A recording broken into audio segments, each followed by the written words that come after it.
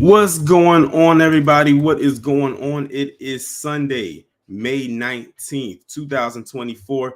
Happy Malcolm X Day. If y'all have not done so already, make sure y'all go and leave your comments on the Happy Malcolm X Day post that I made. I told y'all we don't need a calendar day for us to acknowledge those that we choose to acknowledge, although we know they wouldn't acknowledge him on a calendar anyway, but that's fine because we'll do it. So make sure y'all do that if you haven't done so already. And also the poll for the weekly video upload schedule is up as well. So make sure to go vote on that. That will close at 5 p.m. But we are back for another True Crime Sunday. Yeah, we took last week off because it was Mother's Day. So we are back on track. And as you can see, today we will be talking about the birth of the modern day mass school shooter, aka Columbine. But before we get into all of that, shout out to all of the people over on Patreon, all of the members over here, everybody that's already here in the chat. If you haven't done so already, please go ahead and smash that like button. I would greatly appreciate that. All of the people who send me stories, everyone in Discord, Instagram, X, they finally now where you have to type in x.com to go to the website instead of Twitter now after the longest time, but whatever. Shout out to all of you as well. Now let's see who we have in the room so far. Jerry Bedford, the Jaded Libra guy, Dairy B, Hacksign KT, Cyberdon 100, Savion Draco 0, Denise Scales, 7 Sam Ham, the daughter of the Most High, Reparations Nation, Derek Parker, Miss Renee, Don P. Ben Yehuda, and Dimple Face. And shout out to everyone that is here so far. I feel like I don't even have to ask the question of, has anyone in here heard about Columbine? Because I mean, it was everywhere. I was 9 getting ready to turn 10 when this happened, because it happened in April of 99, I believe. And of course, as y'all know, my birthday was the following month and I was getting ready to turn 10. I'm sure everybody in this chat remembers Columbine and how crazy that event was. But we are going to go ahead and get locked in. I already downloaded the video, but you know, for copyright purposes, I always got to play the disclaimer.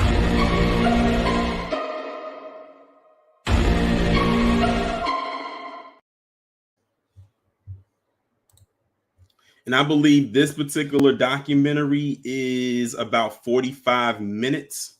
So, we're going to play it. And of course, if I have to stop and give some commentary, I'm going to go ahead and do that. And then, at the end, I'll drop the link. And if anybody would like to come up, then they can feel free to do so.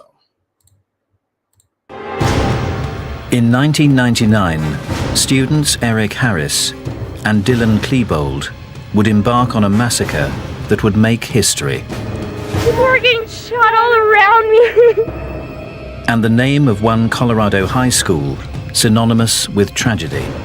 Children were running from the school at breakneck speeds, and I knew that the world had changed. As the clock ticked, That guy is in a black trench coat. Turning the shotgun. The body count rose. They would pop underneath a table, they would say something like peekaboo, and they would shoot someone. And with it the question, why had these two young men waged war on their classmates and teachers? A bullet entered the side of my backpack, spun around and actually shot me in the back. And committed the world's most notorious killing spree. What caused them to have so much hatred? They were willing to walk in and kill as many people as possible. Before we go any further, y'all, for those who will subscribe to my channel back in like 2016, was it 2016 or maybe 2017? It might have been 2017.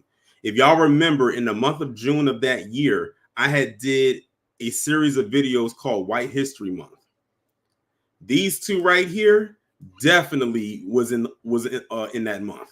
They definitely had a day. I can't remember exactly what day it was, but they definitely were there. I think it was sometime in the middle of the month, like maybe, around the 15th-ish, around that region. But yeah, I just wanted to throw that out there for those of y'all if y'all were subscribed to me for that long since the beginning, y'all remember it. But for those of y'all who came later, I did a whole White History Month, and they definitely were in that month.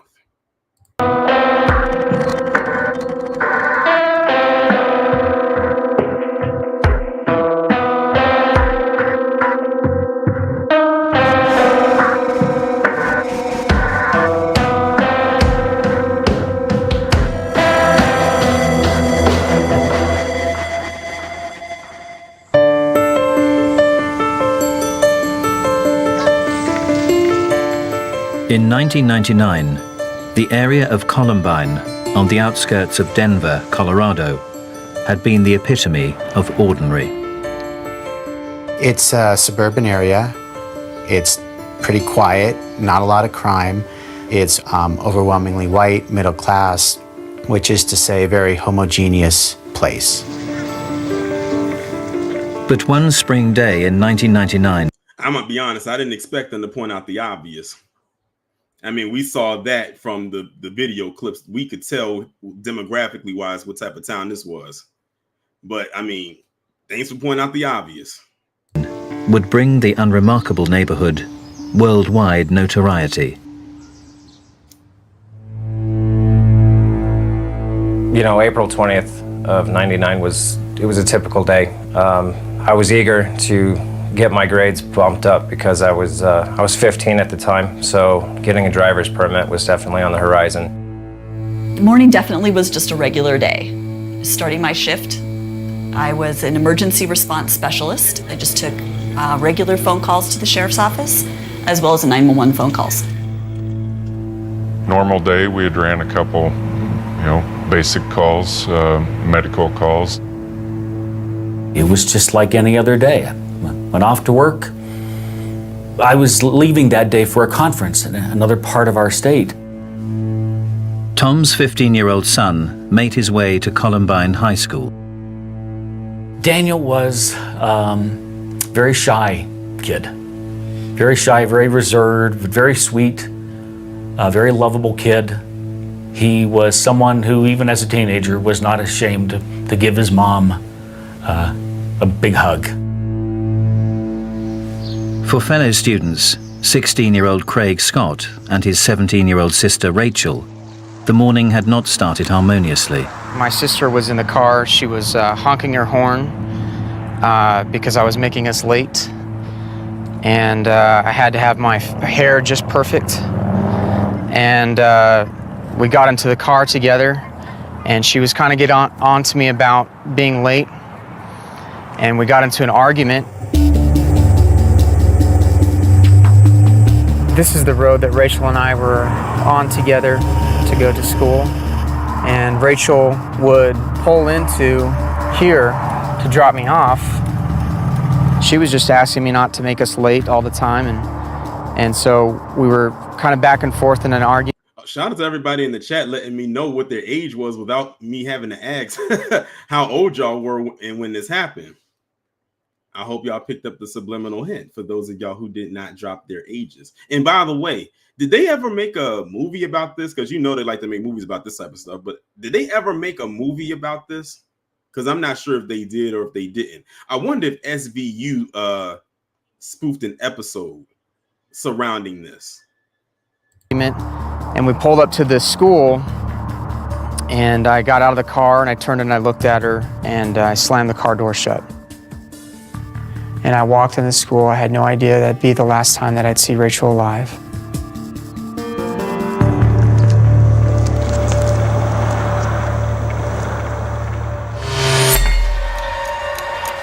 Around 11:19 a.m., Columbine School, West Entrance. Sean Graves and his friend's world was about to change forever. For lunch, there was 3 of us that day that chose not to eat. Dan Robaugh, Lance Kirkland, and myself.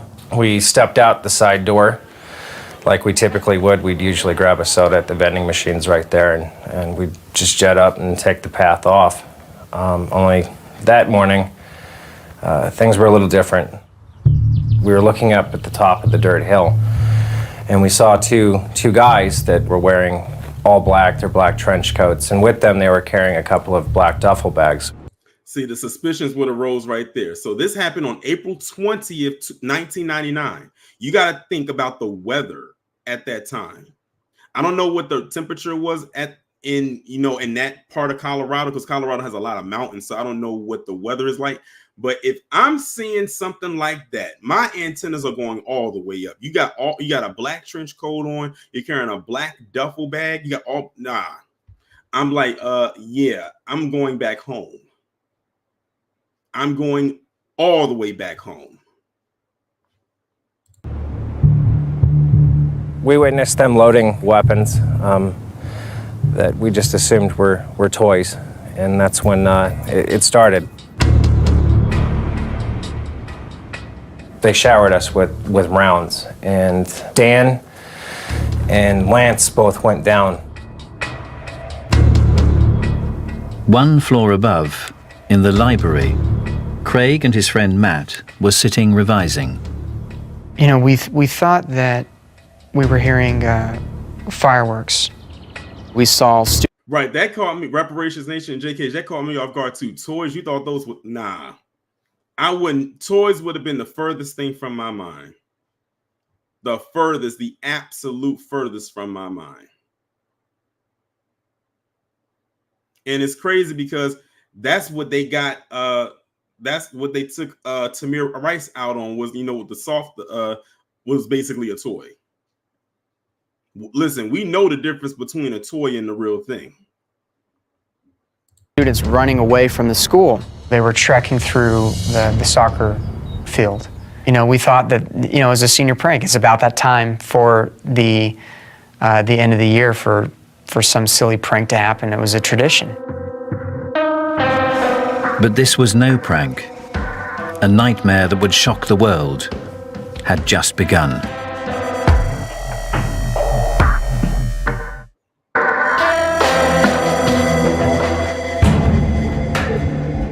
At approximately 11:19 a.m. on the 20th of April 1999, a deadly killing spree had begun at Columbine High School in Colorado. Outside the school cafeteria, 15-year-old student Sean Graves and his friends Dan and Lance were being fired on by 2 teenagers dressed in black trench coats. My body was completely behind a concrete wall, so I was protected. The only thing on me that was sticking past that was my backpack. A bullet entered the side of my backpack, spun around and actually shot me in the back and shot out my right hip. And at that moment, I lost my legs completely. I was paralyzed from the waist down, immediately. That's crazy. The bullet ricocheted like that through his backpack and hit his back. Through the backpack. That's why when people get shot, people think, oh, the bullet is just like, going in, it's just straight out. Like, no, when it goes in, you got to think it's bouncing off of organs and bone and flesh. It's not a straight wound, but his went through the backpack, ricocheted in the backpack and hit him in the back. And now he just said he's paralyzed from the waist down.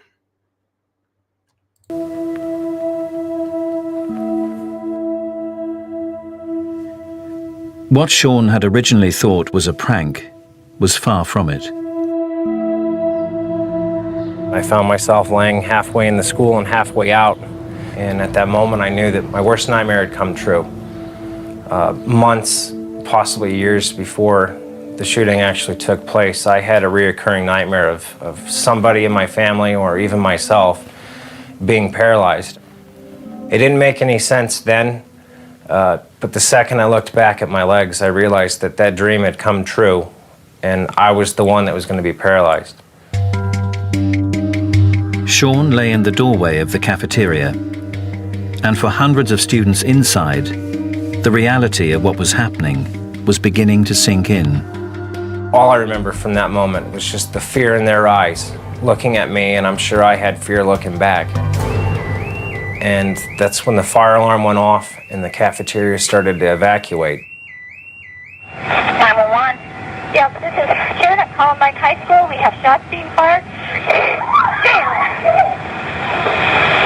Okay. The guy is in a black trench coat. I think what's so eerie about this is the fact that you have the footage like this that's still lingering around, like from the security cameras. This footage is still here. It's not like you just heard about it happening. You actually can see it happening. And I think that was also another thing, because this is 1999, where you often heard about things happening, but you didn't see it. Well, of course, then you had what happened with Rodney King a few years prior to that, because up until that point, we never saw that either. But with something like this on this grand of a scale, you never saw it. You just always heard about what happened. You always heard about, oh, there were shots fired. Oh, this person did it, or that person did it. They used this type of weapon, or this many people got injured and this many people died. But to actually see it for yourself. And I know they played this in an endless loop. And one image, and I'm sure they're going to show this, is the consistent video of the kids running out of the school with their hands on their head. That image right there played in my head for a long time as an almost 10-year-old, because they played that over and over and over again. They just shot somebody inside the cafeteria. I'm going to have to try and get out here and call you back. Over the prior year, the two mystery shooters had made several extraordinary videos. So look at that. That's them right there. This is early vlogging. You know how people do vlogging nowadays? Vlogging has technically been around for years. If you go on YouTube, you can look at people recording videos, and they got it digitized from tape and they made it digital and then uploaded it so you can actually see it. So vlogging has been around for a long time. They just didn't have a name for it. And of course, back then YouTube wasn't a thing, so they had nowhere to put it, so they just kept it there. So basically, they were vlogging a domestic terroristic act being carried out. They wanted to leave a legacy because they knew they probably weren't going to live long. But they said, if we can leave an impact, one that can traumatize people that were there and people abroad and people who live elsewhere, then not only are we leaving a legacy, but we're leaving a footprint. I guess that could be the same as leaving a legacy, because guess what? How many mass school shootings have we seen pop off since then? Several.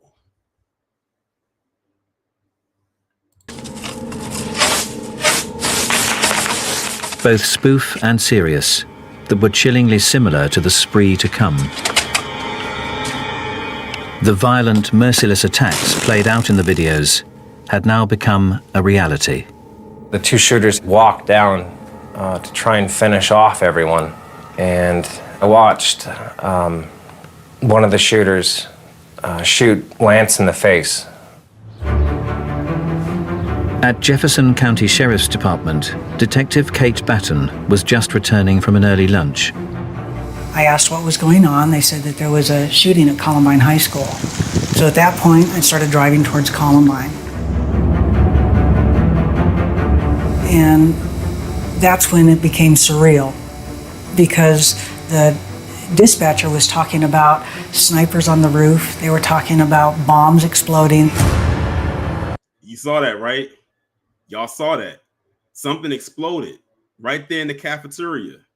It caused that person to like literally fall down. Luckily, they weren't over the explosion, but they planted bombs. So it wasn't just a shooting, because the shooting always gets like really present, but people forget they had bombs, like cherry bombs, literally planted throughout the school. And that was one that just detonated. And I'm just astounded that this is information that's being relayed in suburban Littleton. So you heard what she just said. She said she's surprised that this is news that's being relayed in this suburban town.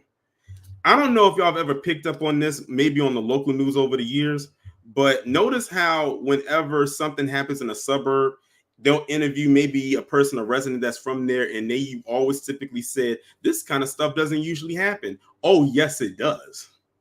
It just doesn't get reported. You know why? Because y'all like to report on the quote unquote urban areas all the time. Turning a blind eye will do that. My secretary ran in, the door was shut, and she said, there's been a report of shootings or gunfire and bombs exploding. And I'm thinking, what are you talking about? I came out of my office and I ran down here, and as I looked down the corridor, I saw a gunman coming towards me with the shotgun.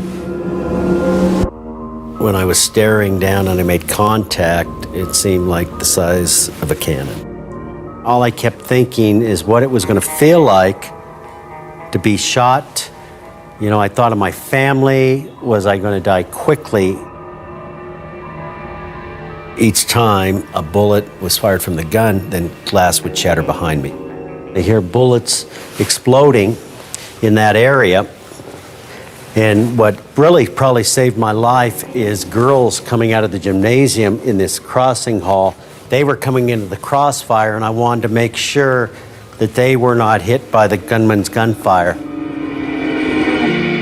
I ran down to this hallway, and I was able to get the girls into the gymnasium area. Emergency? Well, we just got a frantic call from my daughter saying he's chasing us with a gun, and then she hung up the phone, and you could hear the screaming in the hallways. Yeah. 6 weeks earlier, March the 16th, 1999, in the mountains south of Columbine. The two shooters recorded another video. This time, the weapons were real. That's a slug. Imagine that in someone's brain. Did you hear what he just said? He said, imagine if that was somebody's brain. Now, this is 6 weeks before they actually carried it out. So now they're going back to when they're actually practicing with real guns this time. They're not just playing with the little toy as they claim. Now they're using the real thing. But they said, imagine if that was somebody's brain. Like, and they laughed at it. Like, they literally had a thrill for the kill, more like a lust for it. That's really what it all is. Both were students at Columbine High School, just weeks away from graduating. Oh, entry exit. 17-year-old Dylan Klebold and 18-year-old Eric Harris. They were about to graduate, y'all. I don't know about you, but when I was getting ready to graduate high school, it's no way, nothing like this was floating in my mind. I was just ready to get my diploma and be out. Meanwhile, they were getting ready to graduate, and this is what they were planning to do. and most likely did this a whole month before graduation, because typically high school graduations are toward the end of May. No. Harris was a young man that was in advanced classes. He had dreams of going to the military. He was. Oh God, that's the last place he needed to go. He said he had dreams of going to the military. Now knowing this, it's a good thing that well, it's not a good thing. It's still tragic, but still, imagine if he actually went to the military. Like, say this didn't happen and went to the military, but they were actually planning this, but the plan never went through. And the crazy part about it is, it's other people in the military with this mindset. We've heard all the stories. He applied to enlist in the Marines. Klebold was a kid who a few weeks prior had visited one of the state universities in Arizona, so his plan was to go to college. Klebold was at prom 3 nights prior. Now both Harris and Klebold seemed intent on the destruction of the school and everyone in it. By 11:27 a.m., the two shooters were in an area near the library where Craig Scott and numerous fellow students were working. We're hearing the firecrackers. We're thinking that it's a prank. We're laughing, we're joking about it.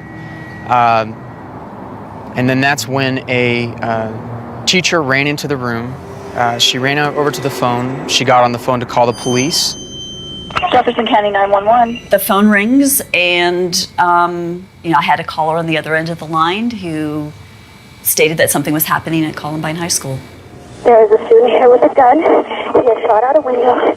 There was children in the library, and she wanted to obviously, protect them and take care of them. Hands on the table, kids! Hands under the table!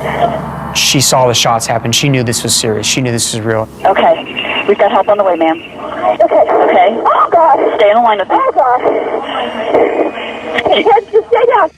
I got underneath the table with my buddy Matt, and then my friend Isaiah. He came and he sat next to me.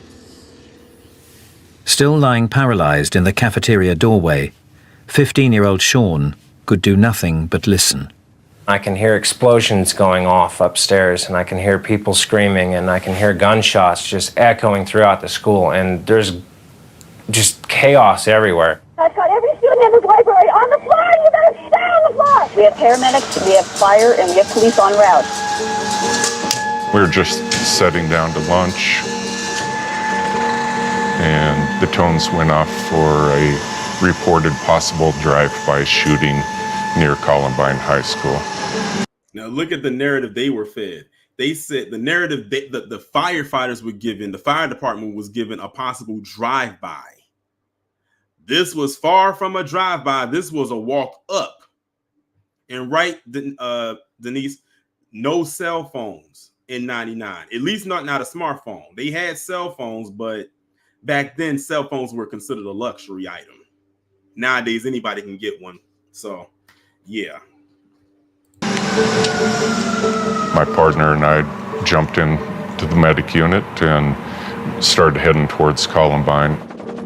As we pulled up, several students running by, and one young gal had a bullet hole in her, I believe, right calf. We treated her. After several minutes shooting and throwing homemade bombs in the corridor outside, Harris and Klebold now approached the library entrance, where the teacher was under the desk, on the line to 911 dispatch. I remember trying to get her to close the doors and lock them to keep everyone in. Is there any way you can block the door so no one can get in? I do not. She's right outside that door. I'm afraid to go to the... It's okay. It was trying to keep her calm so that I could, figure out what was going on.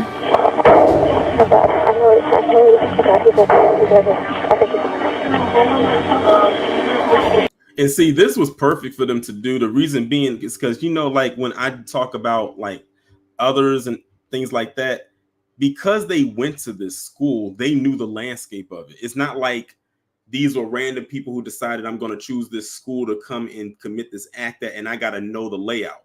No, they went to the school for 4 years. So they knew how to navigate around this school, like the library, the cafeteria, the different classrooms, anywhere where they knew people would be at.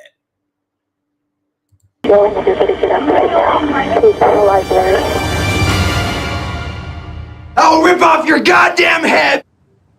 Dylan was a family friend of our kids for a long time. He grew. Now isn't that just a model American right there? Just to yell into the camera and said, "I'm gonna rip off your goddamn head." Model American, right? Grew up here, sort of. Dylan was here a lot. The kids met each other in the first grade and became best friends. Hey, what's going on, dude? This is Dylan. There were never fights. A lot of kids you have to send home after a while because, you know, it gets with boys. It was great. The three of them got along great. He was a nice, gentle young man. Dylan Klebold was He wasn't that damn nice, I'm just saying. Born in Colorado, and at the time of the shooting was living in his parents' designer home in a desirable natural area just outside the town. Oh, well, You know why I had to stop it, right? Y'all know why I had to stop it, right? What did the narrator just say? What did the narrator just say? I want to see if y'all gonna catch it. It's something we've been talking about. What did the narrator just say? I want to see if the audience is going to catch this. I want to see if the chat is going to catch what the narrator just said, and it's something we always talk about when it comes to situations like this. So Poveda said, design a home, that's one thing, but that's not what I'm looking for. Chosen One says, live outside of town. Nope. Dimpleface, you're getting close. You're getting close. So, no, not suburbs, not natural. There it is. Thank you, Jerry. Came from a 2-parent household. The designer home is just the bonus, but he came from a 2-parent household. Larry Elder, aren't you the one always talking about fatherless homes? This happened back in 99. And what did I tell you? A lot of these shooters come from 2-parent households. We just sent one up the river with Ethan. Was it Ethan Crumbly? Him and his parents.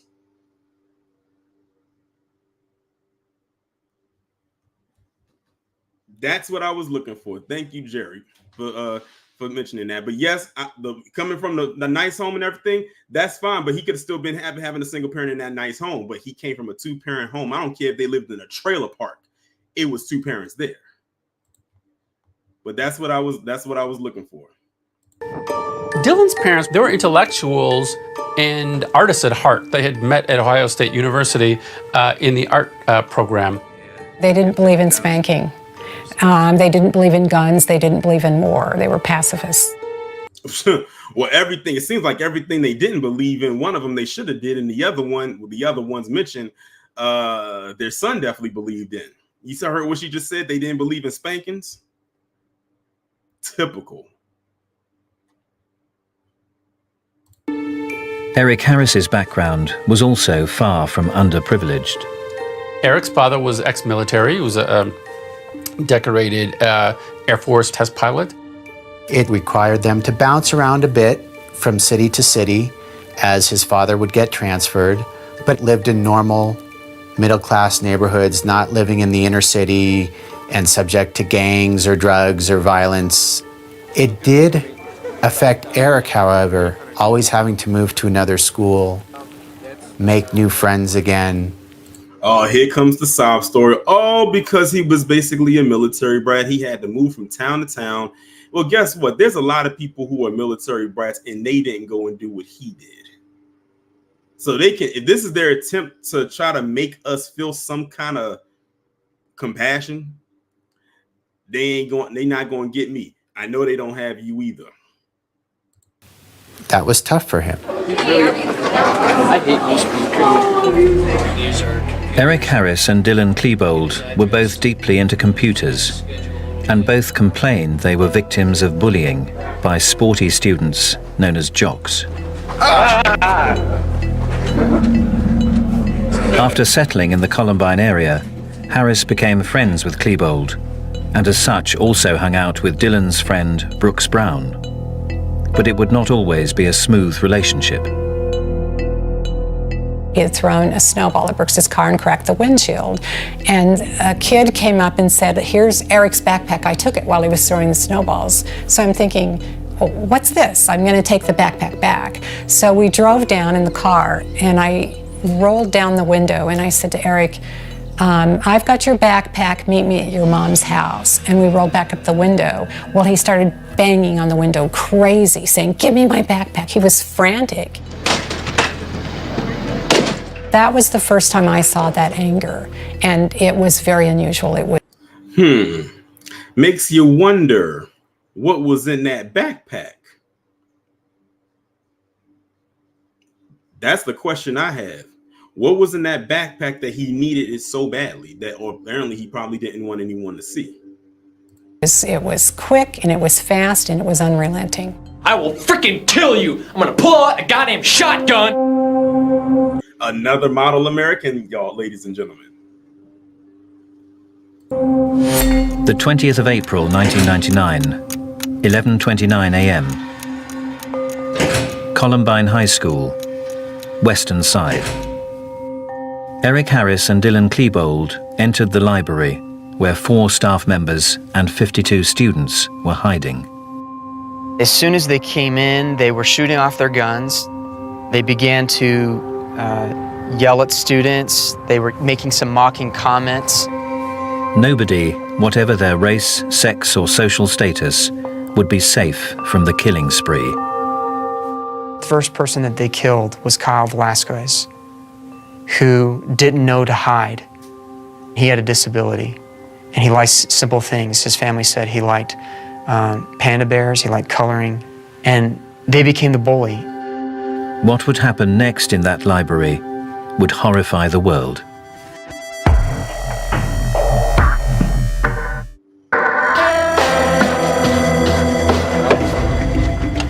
Throughout 1998 and early 99, Columbine High School students, Eric Harris and Dylan Klebold, had made a number of home videos themed around violence. On April the 20th, just weeks before they were both due to graduate, fantasy became reality. At 11:29 a.m., they entered the library.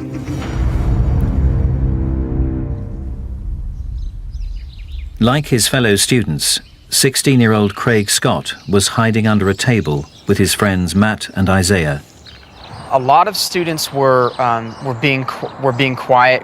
Some girls were crying, and some girls were begging for their life. 911 dispatcher Renee Napoli was listening in to a phone line left open at the library desk. I could hear them speaking, as well as the children in the library, and there was the definite sound of gunshots. They actually fired out the windows at the police officers, and 2 of those police officers, or deputy sheriffs, fired back. They then walked over and they started systematically shooting the kids. They treated it like it was a game, like they were having fun. At one point, they would pop underneath a table, they would say something like peekaboo, and they would shoot someone. I think that they were enjoying themselves through. You think? They clearly were. I mean, we saw the videos of them preparing for this. Like they were cackling like the Joker every chance they got. They were thoroughly enjoying this. Through a good portion of the shooting, there was a lot of hooting and hollering and false bravado between the 2 of them. 3 would be shot dead and 4 injured before Harris and Klebold worked their way towards Craig Scott.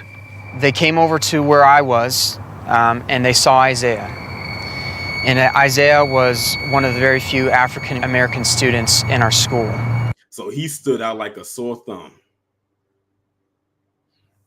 He was ripe for the picking. He was a very easy target. And I believe Dylan called Eric over and using a racial slur. Of course they did. Of course they did. I was wondering if they was going to talk about that.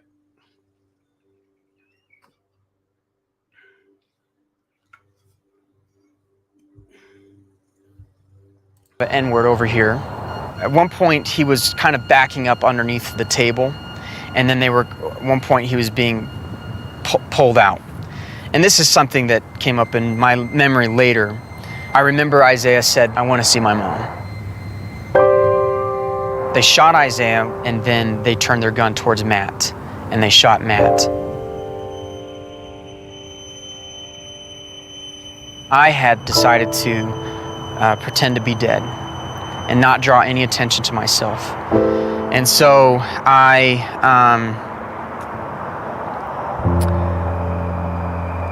laid there, and I could hear their last breaths being taken. 5 more students would lose their lives, leaving 10 dead and 12 injured in the deadly library spree, before Harris and Klebold left the room at 11:36 a.m. and began wreaking further havoc around the school. Deputy County Sheriff's Office, do you have an emergency? Yes, we do. Can you guys send lots and lots of paramedics? We have paramedics, we have fire, and we have police en route. SWAT sniper shot. That's crazy to think that was just the library. They still had more left in them. There was still other parts of the school that they hadn't hit yet. That was just the library. So they said it was 10 deceased and 12 injured in just the library alone before they left and headed to another part of the school to continue their, I guess you could say, their reign of terror. Sean Duggan was one of several law enforcement officers with children at the school. I got a page and it said, all SWAT respond to a critical incident. So I have all my gear and I'm trying to call my daughter, and she's not answering her page, and she was a senior in the school that day. So I'm a little frantic that she's not responding. Hundreds of emergency personnel were flocking to the school. There was ambulances and fire trucks and police cars and sheriff's cars parked everywhere, and children were running from the school. This imagery right here that they're showing right here that I just paused that's the part right there that I vaguely always remember when I think about this story. Breakneck speeds as fast as they could. I was running for my life. And when I got behind the police car, I couldn't help but be thinking about Matt and Isaiah, because there was still a little bit of breathing, and I felt a little like a coward. Oh my God! I was under a table and people were getting shot all around me. It was overwhelming to see the emotion on these kids' faces, and I knew that the world had changed. And there's so many people. Oh my God. Everybody was calling 911 from inside the school, from outside the school. So the information that we were getting was conflicting. As a sniper, you ask what your rules of engagement are. Is this a deadly force situation? And I was told if any high school age kids come out in black trench coats with weapons, they were to be shot. Amongst the confusion, the name of one suspect began to trickle out. I spoke to Brooke Brown, who's a student. Okay. He's given me good suspect information. I think this is the guy. Okay, what do you got for a name? Okay, last name is Harris. He was friends with him approximately 2 years ago, but then he started acting really strange. Okay. It would be revealed that Eric Harris's behavior had already been seriously worrying some people. Well, why didn't you do anything? See, this is what I be talking about. If you think that the behavior of someone is off, especially if you know that person to not be like that, that's when you have to say something immediately. Because when you don't, you end up with situations such as these. Along the way, Eric did let out a lot of signs. He had on his website talking about how we wanted to kill all sorts of people, hundreds of people, wanted to kill everybody in Denver. And in particular, Brooks Brown, his former friend. Disputes like the incident with the broken windshield had put Brown on Harris's hit list. Brooks was supposed to pick Eric up for school, and Brooks was terrible with being on time, and Brooks slept in and didn't pick him up, and that was it. That was it. And I said to Brooks, can you smooth it over? And Brooks said, it doesn't work that way with Eric. And so that was the indication Eric doesn't forgive. He was an injustice collector. Dylan, who was still friends with, and had been lifelong friends with Brooks, warned Brooks to go to a website and see what was going on. He was posting threats about wanting to kill Brooks, and that's the thing we took to the police. And from when he started making the death threats, he wasn't allowed in our house anymore. So it sounds like this former friend of his was like the immediate target. So now it's like we're getting to now like the meat of like the situation of what led to them wanting to do this. It started off with them just going after one person for the whole snowball incident and the breaking of the windshield. And it spurred into, let's just go and take out as many people as we want. I don't know about you, but I'm going with the latter. While they wanted to take out the one specific target, they also wanted to take out as many others as along the way. We knew that Eric was dangerous. We did not know Dylan was When we turned them into the police, Eric was into pipe bombs, and he was talking about it on his website. There was actually a search warrant drawn up, but then was never taken before a judge to search Eric's house. That was never followed up on because there was another series of murders in the town where the person investigating sort of went off that case for a while. Never followed up on because of another case going on in the town that involved murder. Now, because you didn't follow up, now we have this, or had this. And never picked it up again. Dex. But Harris and Klebold's plan involved something much worse than homemade pipe bomb grenades, as Sean Graves, still paralyzed and bleeding half inside the cafeteria door, was about to experience. I started hearing the gunshots getting closer, and that's when I realized that they were coming down the stairs in the cafeteria. They just kept getting closer and closer and closer, and I started hearing explosions. But every time there was a shot and then one of those larger booms went off, I flinched.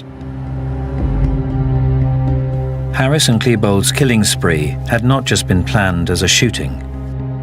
Before they had opened fire that morning, they had placed 2 large explosive devices in the canteen. They had been timed to explode at 11:17 a.m., and the 2 students had planned to wait outside to pick off any survivors fleeing the scene. Eric Harris had even gone so far as to study how many people were in the cafeteria at any given time during the lunch hour. So he set those bombs to go off when he would have the mass casualty. Approximately 450 is what he was estimating, and we had 455 kids down there. The bomb's timers had not worked, which is why Harris and Klebold had begun their killing spree with their guns. However, they'd not given up on their dream of blowing up the school. So look at that. They had a dream of blowing up the whole school.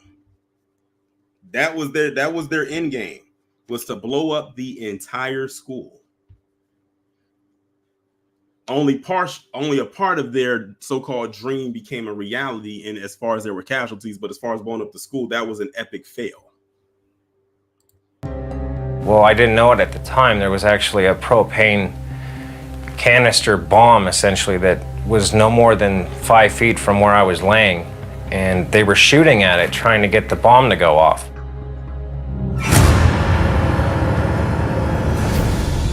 And there it is, y'all. So as you can see, that's one of the explosives went off. And as you can see right there in this region where my cursor is at, it started a whole fire right up in here. Their new attempts to detonate the bombs only succeeded in a relatively small partial explosion and fire. But they were a sign of a highly planned, premeditated suicide mission. These two students did not just snap. In this case, it was clear they began talking about doing something like this just about a little over a year before. Eric Harris's first entry in his journal, in his notebook, is April 10th, 1998. The first words I read, I think, kind of set the tone, and it was, I hate the effing world. You know, he's not talking about hating jocks. He's not talking about, you know, any kind of particular group. Later, he makes fun of just about everybody. People who drive too slow in the fast lane, people who say across instead of across, or, you know, mispronounce words, you know. Wow. Now, I don't know about you, but I can be an aggressive driver sometimes. I'll admit it. One of my biggest pet peeves when it comes to driving is when people turn their signal on to go to another lane and they don't move over, or if they're trying to come over and I'm gonna let them in, they just stay in that lane without moving to the lane. That actually annoys me, but not to the point where it would make me want to do this. And I also have a 2-second rule. If the light turns green and you're still at the light past 2 seconds, I'm honking that horn. Any trivial thing, you know, there's nothing too trivial for Eric to have contempt for you. Dylan also had a lot of writings and notes that he left. His centered around his emotions, his feelings. He clearly stated he was depressed. He clearly stated that his life was a mess. Dylan's journal went on for 2 years, and the very first page, he talks about killing himself. He had a miserable perception of himself, and often at complete odds with reality. He was, in my mind, a classic adolescent depressive, or going through an adolescent depressive episode. When confronted with some of his inappropriate behavior, he would get extremely angry. Whereas when people confronted Eric with some of his earlier misbehaviors, he would respond in a classic psychopathic way. He would tell you what you wanted to hear, promise never to do it again, and would be looking you in the eyes and deliberately telling you what he thought you wanted to hear. Harris had a personality disorder that made him lacking in empathy for the suffering of victims, made him very manipulative and crafty. You know, he had an uncanny ability to present himself any way he wanted, so he looked like a good guy to many people, but actually he didn't have a conscience, or what Sigmund Freud called a superego. Again with the mental health card, again with the mental health thing, and having all of these personality disorders, all these. So as you can see, even back in 1999, they were still using those talking points then that they still use today in 2024. In a few years that have passed. The only thing that I can say that I've actually said that he said is a lot of people like that present themselves a certain way to disguise themselves, to throw the scent off. Some people just can't hide it, but some people can.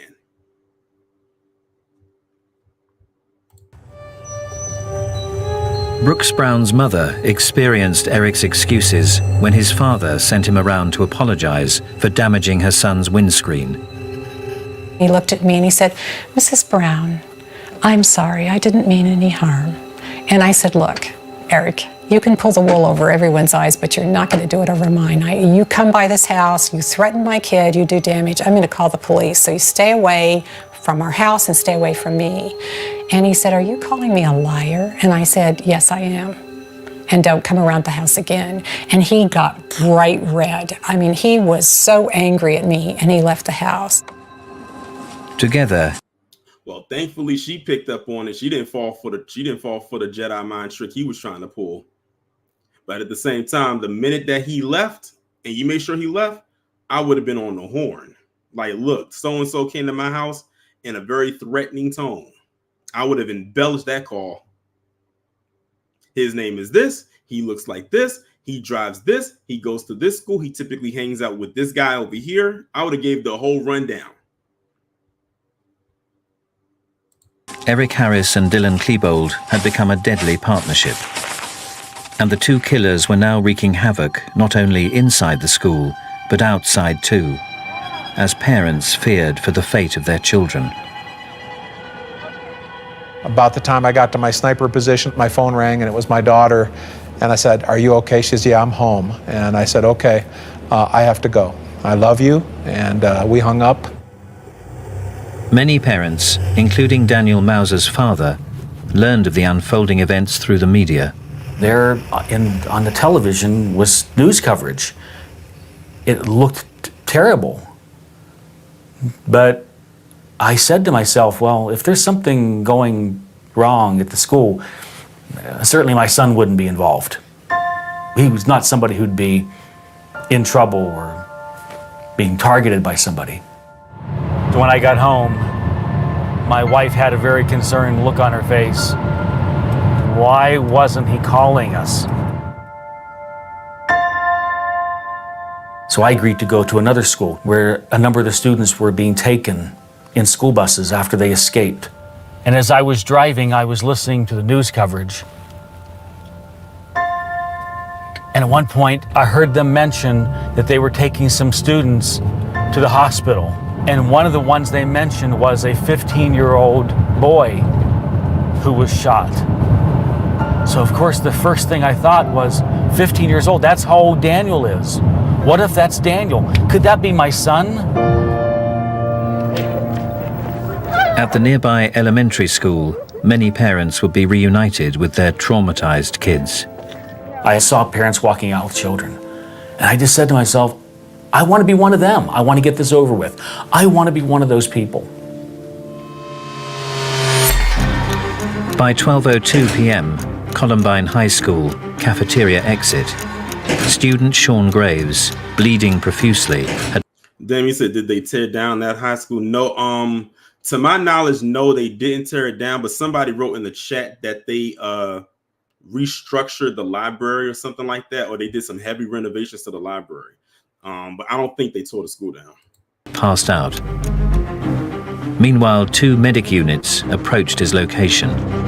I drove around the south side as we're pulling into the parking lot through all the cars, see several students hiding behind cars, several deputies with their weapons trained on the building. I couldn't figure out what woke me up, but when I did snap back to it, there was some commotion behind me, and as I overlooked my shoulder, there was an ambulance sitting right behind me. I saw 2 paramedics. One jumped out of the driver's seat and the other from the back of the ambulance, and they grabbed me, picked me up by my shirt and my belt, and they were dragging me out. And I remember just looking down to see my arms and my legs dangling. And that's when the shooters realized that somebody was down there helping us, and I could see the concrete, just poofs of white dust. They were opening fire on us. They were trying to kill us again. Holed up amongst the dead and injured in the library, Eric Harris and Dylan Klebold now had their weapons trained on the paramedics and casualties below.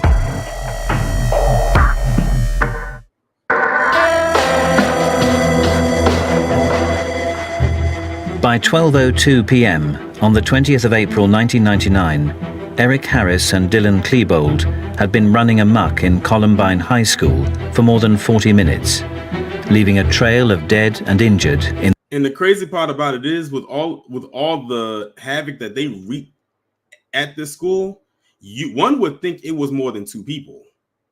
I think that was another thing people were shocked by, that it was 2 people that did all of this. Their wake. But what's even crazier is that as more mass school shootings happened after it, it was narrowed down to a lot of times just 1 person. Then, as fire department paramedics moved in to assist casualties, like Sean Graves and his friends, Harris and Klebold began firing on the kids and rescuers.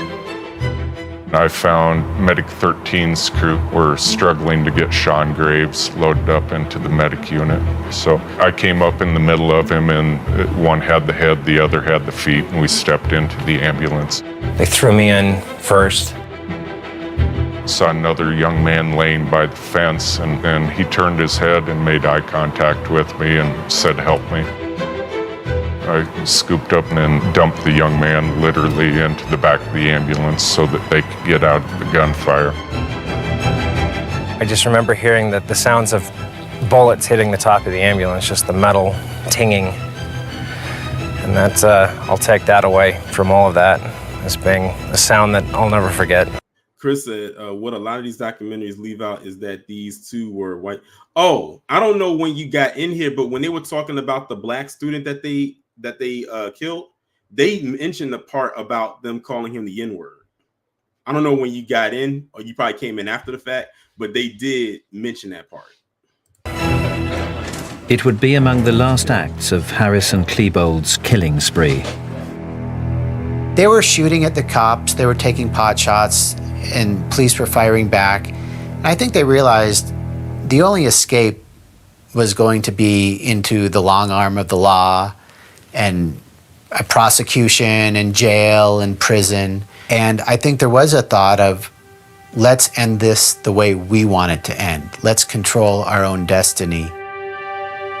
At around 12:08 p.m., Eric Harris and Dylan Klebold took their own lives.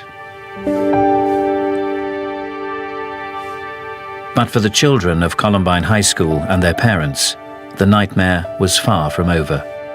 Kids would leave Columbine and they would be placed on a bus and reunified with their parents. And as the night... It looks like he is, Sherelle, because they showed him like a whole full body head to toe of him standing. So I'm assuming that he probably is walking. It probably took years of therapy to even get to that point. Went on.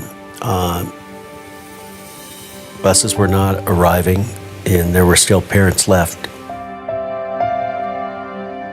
After nothing happening for a while, they informed us that there was one last school bus that was coming.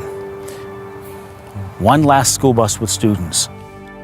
But for some desperate parents, clinging on to the hope that their children would return, there was to be no happy ending. Later on, the authorities confirmed to us that they made a terrible mistake. There was no last school bus. At the end of the day, we had 13 innocent people killed, which were 12 students and one teacher. In addition, Harris and Klebold also dead by apparent suicide in the library. So we knew we had 15 fatalities, most of the fatalities in the library. For Craig Scott, who had suffered the trauma of having his friends murdered beside him in the library, there was worse to come when he learned of the fate of his sister. Rachel was the first one that was killed, and she had been killed right outside the school library. And I realized that when I ran out of the school, I had ran right by Rachel. And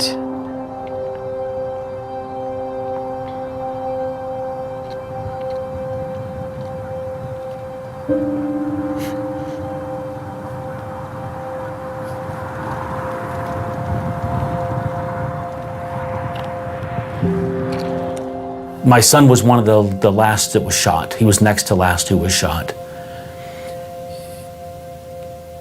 And from the reports that we have, Eric Harris looked at Daniel and insulted him. I believe it was he called him Four Eyes because he wore glasses. And he fired a shot that went into Daniel's hand. Daniel fought back. He took the chair that was there and he pushed it towards Eric Harris. And for that, he paid with his life. Eric Harris fired one more time and shot him in the face. Killed him.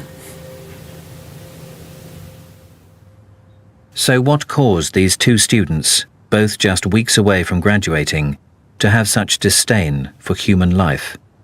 These two kids did not come out of their mother's womb hating. What happened from the time they were born to the time that they carried out this horrific act? One thing that is erroneous is to talk about why they did this, implying that it was for the same reasons. They were two basically different guys. In my colloquialisms, I would say Eric Harris was filled with anger, with rage. He wanted to hurt other people and didn't care if he died. Dylan, on the other hand, I believe was hurting inside and at various times wanted to die because he felt so bad he just saw no reason to keep on living. What did I tell y'all at the beginning? I said some people just have the thrill for the kill or the lust to do it. That's what I just chopped this up to. They just wanted to do it. It really was for them no motive. They just wanted to do it.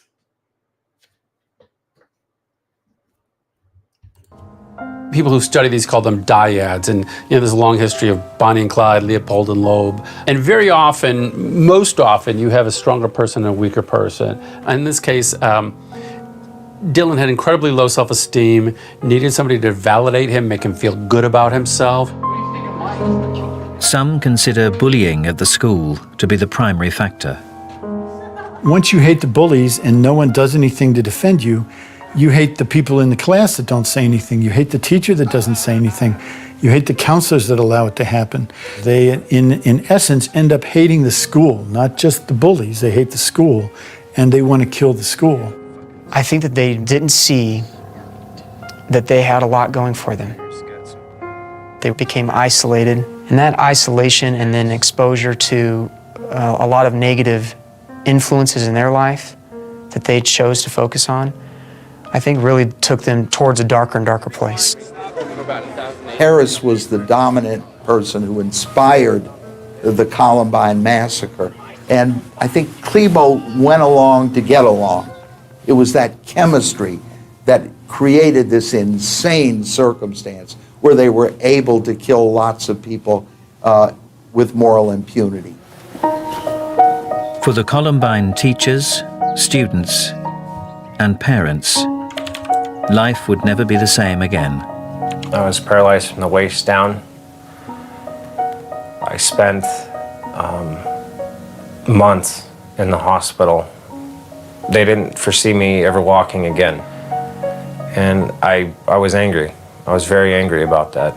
But at the same time, I'm extremely stubborn. So I didn't let that be the end of it. I made a goal for myself to walk across the stage at graduation. I wanted to be able to graduate knowing that I didn't let those two control my life. I didn't let them ruin my life.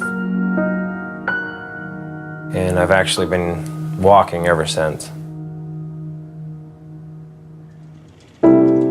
For 911 dispatcher Rene Napoli, who listened as 10 children were murdered in the library, the enormity of what she'd heard soon hit home. My first day off, I went to pick up my children from high school, and I had a really hard time picking up my own children from high school. So much so that my son had to drive home. And that's when it really hit me, is that I'm able to pick up my children from high school and somebody else is not able to do that. The words that we have here were written by my wife. She did a great job of summing up Daniel's life and what this means to us to have this here, to honor him.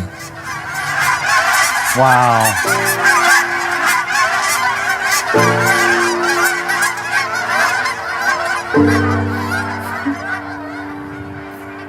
It's like they did it for Daniel.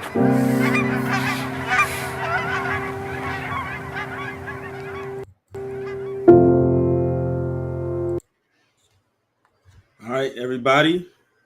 That's pretty much the end of it. And so y'all can see right here, this is the picture of all the people that unfortunately lost their lives that day. So that's like 1, 2, 3, 4, 5, 6, 7, 8, 9, 10, 11, 12, 13. I don't count the 2 terrorists. So 13 people unfortunately died that day, minus the 2 demonic entities that did it.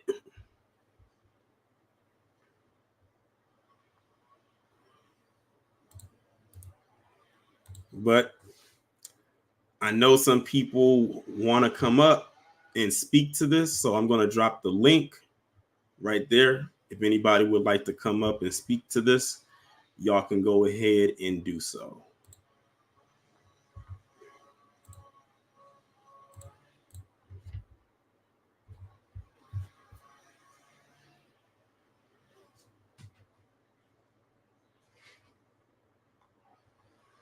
And somebody has said that they recently interviewed the father of the black boy recently. I'm gonna have to go and look that up and see what they what he was talking about. There was two people that mentioned that.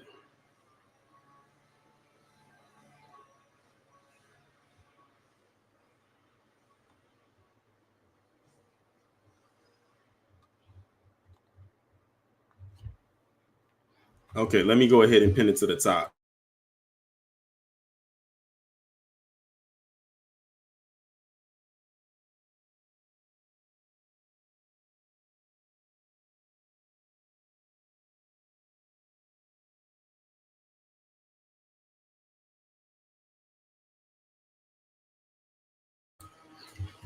All right, I pinned the link to the top of the chat. So if anybody would like to come up, they can click the link and I'll bring them in. I'll probably keep the line open for a little bit, not that long. But if anybody would like to come up, you can go ahead and do so. If you don't, I completely understand, because this is a very, I would say, a very emotional topic of discussion. But all of these True Crime Sundays, for the most part, are going to hit in one way or another.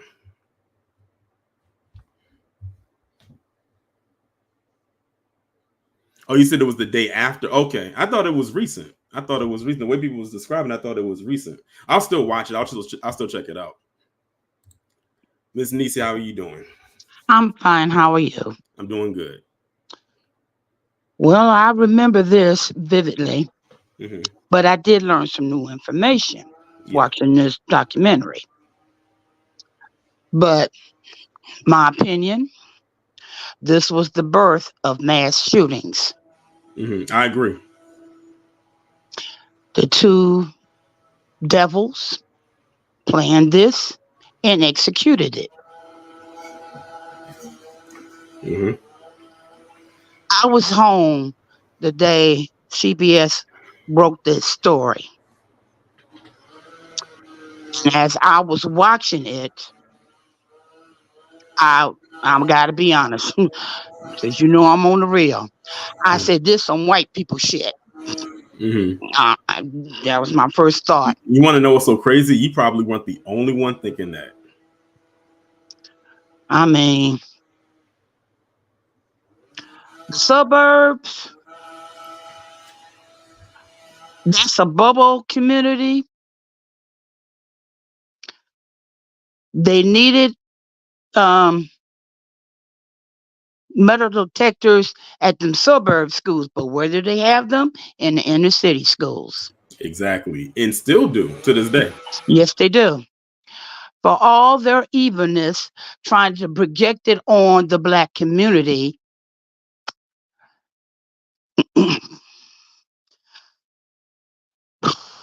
Toy, and I gotta say this. You know, I live in West Virginia.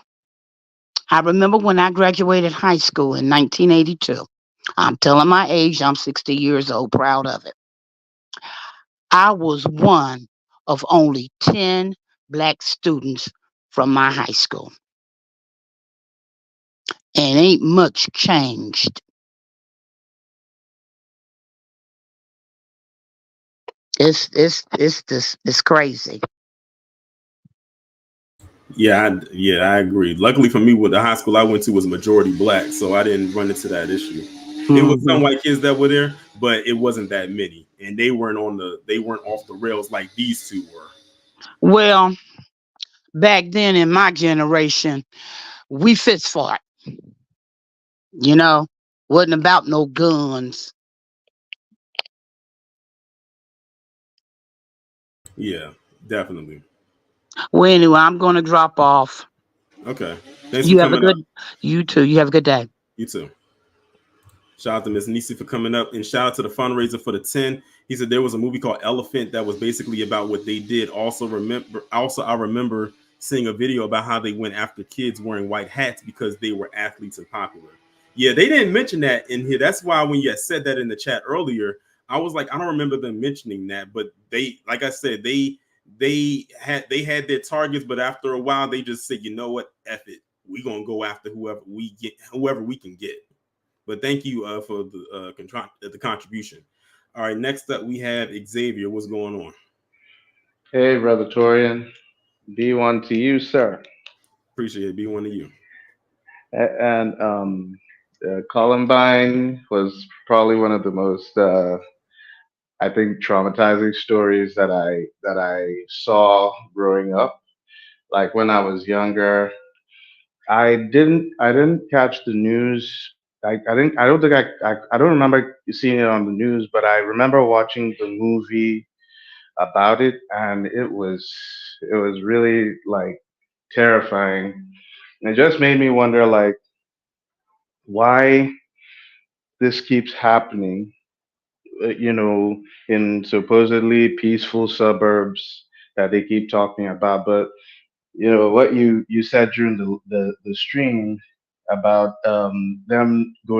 these crimes going unreported in the suburbs is, I think, it's very true, because they like to them folks like to think that they like to pretend like black people are the most violent and vicious people in America, and have the monopoly on violent crime. And they put it out there that, oh, don't go to Chicago, or don't go to this place that you know getting shot up and down. But you don't see them ever really truly vilifying monsters like these two um, demons that did Columbine.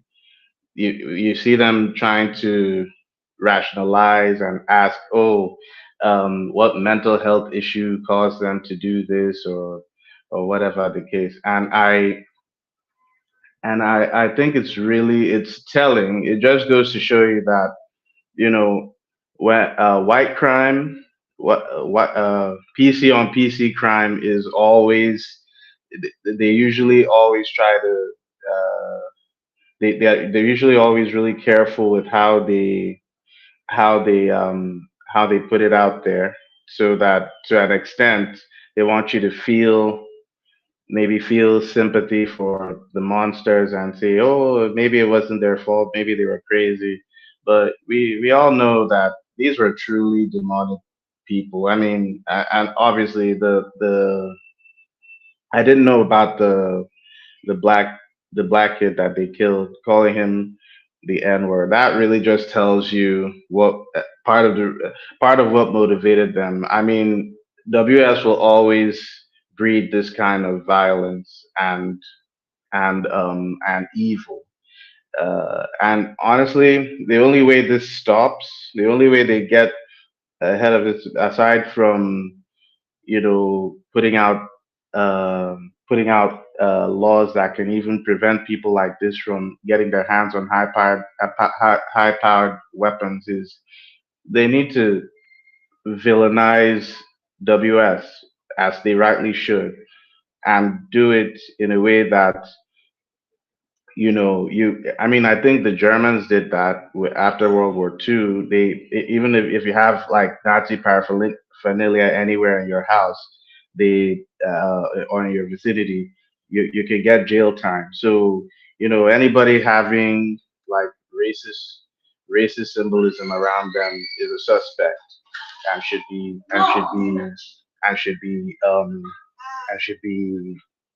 convicted of that. So, anyways, that's really all I got. But thanks for bringing me up, and thanks for putting a spotlight on this. No problem. Thanks for coming up.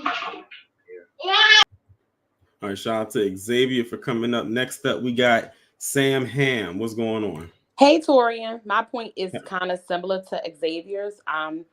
That if we, I don't condone any kind of evil. However, until we can get rid of the system of white supremacy, this is going to continue to happen. They're their first victims, is themselves.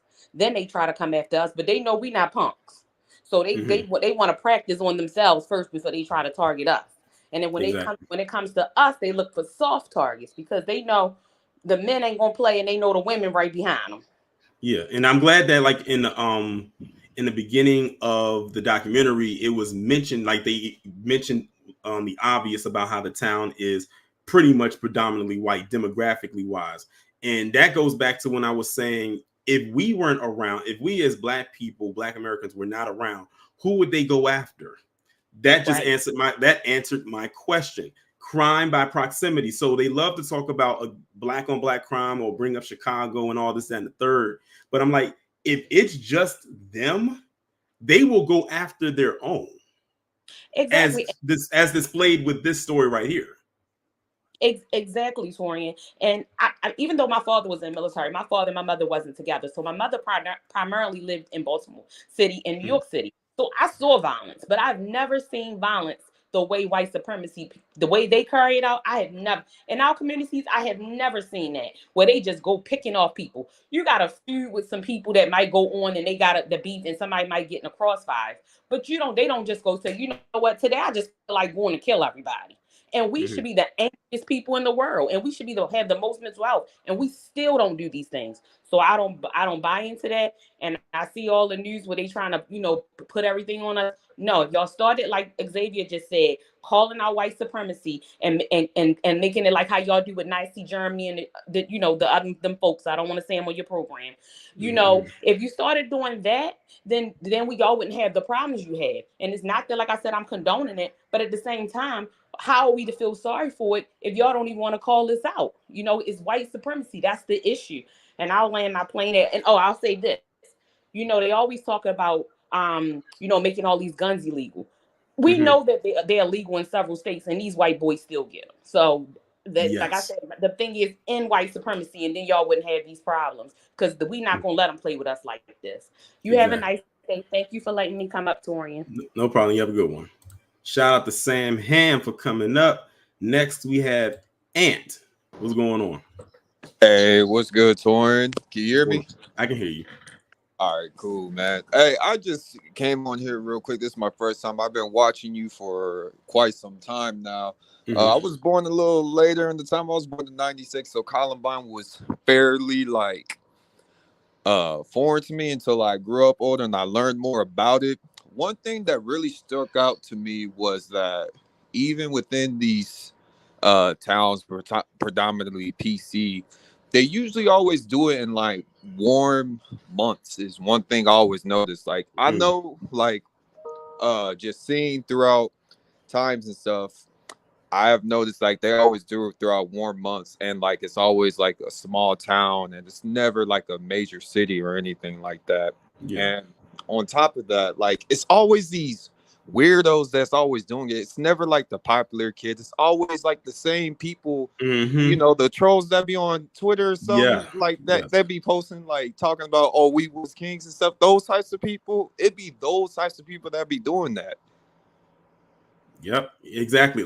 And that's a good point that you made. It's never the person who's popular. It's always the person who they deem as the loner, or the person who's weird or just off to themselves. And yeah, that's a very good point.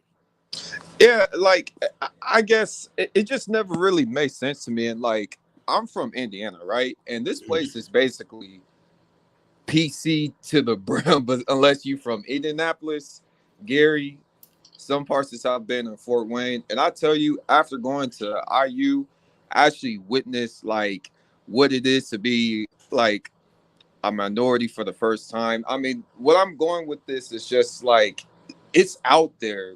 When they're a mob of people, whenever they're all together and so on and so forth, they feel as if they have a power. They need an extension to show themselves something. For example, those dudes that went to Columbine, they have no power. They just have weapons. I know a lot of people say we should ban the weapons, but it's just if you ban the weapons, you ban their power. They don't fight. They can't fight. That's why they use these weapons. So it's just as much as I would like for them to do that, they're not going to do that because it's going to take away their power just to use those ARs, all types of stuff. It's not even you know, I still agree with everyone else, but I just don't see that happening. Oh, that's never going to happen. That's why whenever they do the whole gun control thing, that's not. Whenever something like this happens, I'll be waiting for them to say gun control. Those are the two words I'm waiting on, because I know that they're going to say it and nothing happens. It's just a talking point at this point. I'm sure they probably even talked. I don't know if they brought it up back then, because again, it wasn't prevalent like it is now. So I don't know. And the thing is, I was young, so like I wasn't really watching it like that. I mean, I kind of had no choice because it was everywhere when it first happened. But I don't know if they were talking about it heavy back then. Maybe someone in the chat who was a bit older at that time who can remember if they did. But now they definitely talk about it. Anytime something like this happens, the first thing they lead with is gun control. Right. And it's always the usual suspect that's always doing these things. Like, I don't understand how some of these PC people can really talk about us like we're this violent type of person, whatever, when it's just like their anger just comes from nowhere and it's just targeted towards everybody. Like, everybody's an open season. And notice that, and I always say that whenever something like this happens, I'll just use Ethan Crumbley because he was the most recent one. I always go back to Columbine. I always, in the back of my mind, even if the person who did it never says it, I always say, I bet they were inspired by the two terrorists at Columbine. That's true. That's true. Like, I never really understood it until I actually did some more research into it and everything. And it's just like, I just can't believe at the beginning. It's not funny, but I was sort of laughing, not laughing. I was laughing hysterically because it's just like, it was unbelievable when the person said, "Oh, we saw people in black duffel bags, and we thought they was just playing with the toy." I'm like, what person comes out with a toy? I guess this is just PC individuals, but you know, us, we just like, hold on a second. It's warm. You wearing all black. You wearing trench coats. You're bringing duffel bags. Like, where's the awareness at? It's just like, is it PC so oblivious that they think, oh, it can never happen to us? They'll never do that. Like, I don't understand that. Right. I don't know, man. Like, definitely, hopefully they'll be able to do something about it. But until then, don't hold your breath. For real. I appreciate you, Tori, for having me on the line, man. I appreciate you. Keep up the good work, bro. Appreciate it. Thanks for coming up. All right, next we have Defiant. What's going on? Hey, Torian. I remember this. I had to go back and say, when did I graduate in 1999? This happened on April 20th, 1999. And so that tells you a lot there. The first shooting was in August 1st, 1966, University of Texas shooting. I vaguely heard about that. And isn't that where in the movie Higher Learning, didn't they get that scene inspired from that? Yeah, they did. Also. Yeah, but the thing is, it wasn't on a mass level. So, and Columbine, that was during around MySpace, so nobody was really didn't have those type of, you know, say something protocols. Those came after Columbine. But I believe, you know, where I stand on this: mandatory death penalty for this. You know? Oh, without a doubt. Oh, yeah. Listen, if those two was to make it out of this, there's no way they would have gotten anything less than the capital punishment. Yeah, but they always get plea deals, and that's the thing. And so, and I'm tired of people using mental illness as an excuse, because if you know you're mentally screwed up, then you know you're mentally wrong for doing what you did. So it means you obviously know what you were doing. And so I'm against sick and tired of people. Well, they had this, they had that, they had influenza, and you know, yeah, luckily they took the cells out, but still mandatory death penalty. That's what, because it's not circumstantial, it's not hearsay, there's nobody playing evidence. This is cut and dry. We got you on video. We got you on video from here, from point A to point B. You got to die, but you took yourself out. So I mean, but you know, that's what it has to be. If you want to slow these type of mass shootings down, you got to do mandatory death penalty and see what happens then. Because if you do it, a lot of that stuff is going to stop. Yeah, that's what they did with, I didn't mean to cut you off, but that's what they did with Peyton Gendron, if I'm not mistaken, because in the state of New York, they don't honor the death penalty, but they pulled some strings and said we got to give this man the chair. Because you got to go. I don't want you eating shitty food and but no, I don't want you wasting tax. You got to go. You got to go. No. But I just land my plane there, Torian. I have to pick up a resident. So, but No problem. Thanks for coming up. Thanks for coming up, Defiant. And Gene, I saw you were trying to come up, but I don't know if your connection issue was not working or not. But I'll stay on for maybe like another 5 minutes to see if you can try to get up here, because you came up and it went off, and then you came back up and it cut out again. But yeah, I knew they was going to try to use that mental illness thing with them.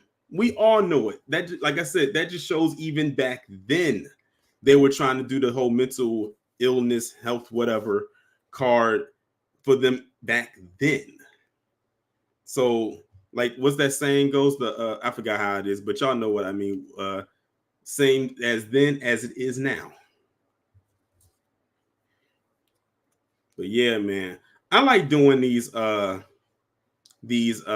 crime Sundays with y'all, though. I really like talking about these, and like I told y'all, I got like 20 lined up for y'all. So we're gonna be at this for a while, especially if I do it every other Sunday.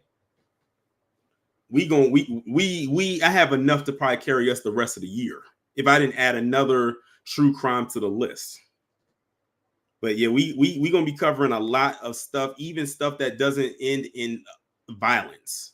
There are gonna be some stuff that deals with finances and all of that. So we covering a lot of bases with this series, and I'm glad that I have the engagement when people come and watch these things, because again, like Miss Nisi said, even though this is a story that we all really know about, she said she had learned some things that she didn't or was not aware of.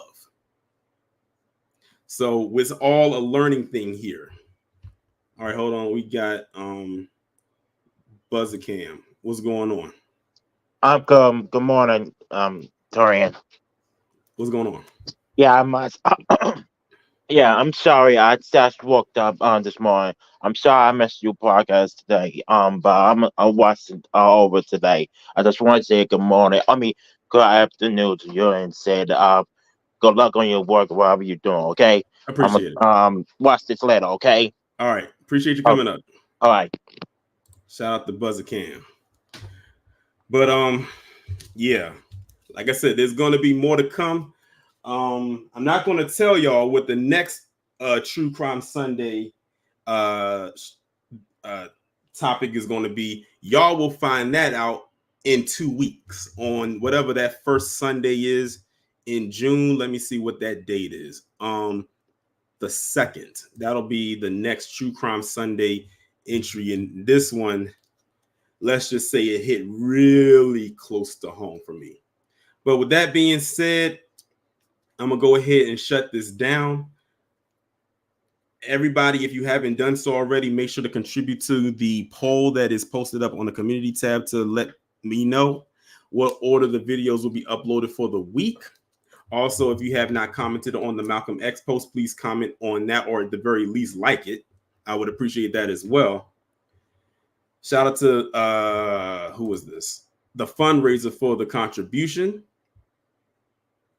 Shout out to all of the members, people on Patreon, those in Discord, Twitter, X, Instagram, and all of that good stuff, and everyone who sends me stories. I greatly appreciate it. We will be back on here tomorrow. I believe there will be a midday stream tomorrow. If there's not a midday stream tomorrow, it'll probably be one on Tuesday, but it won't be midday because I have something to do in the afternoon. So it'll most likely be an evening stream. Oh, before I forget, tomorrow, on the Forticulture podcast is going to be me, Afro Elite, ZZ, and Black Alpha Network. We will be going live at 8:00 p.m. tomorrow to discuss the upcoming rally for reparations. I posted it up on my community page yesterday, so make sure y'all turn the notifications on for that. That's happening tomorrow at 8 p.m. Eastern time. And shout out to Xavier for the contribution. He says they never see PC folks as a threat by default, but they see Black folks as a threat even when we're not doing anything. Truer words have never been spoken. And the crazy part about it is there's even more truer words that can come behind that. But that's what's going on tomorrow. So like I said, it may or may not be a midday stream tomorrow, but for sure, I will be on with Black Alpha, Afro Elite, and ZZ to discuss the upcoming rally for reparations that's occurring in June of next month, June 15th to be exact. So definitely be sure to be in the chat for that. With that being said, y'all enjoy the rest of your day, and I'll talk to you all in the next one. Be safe and be one.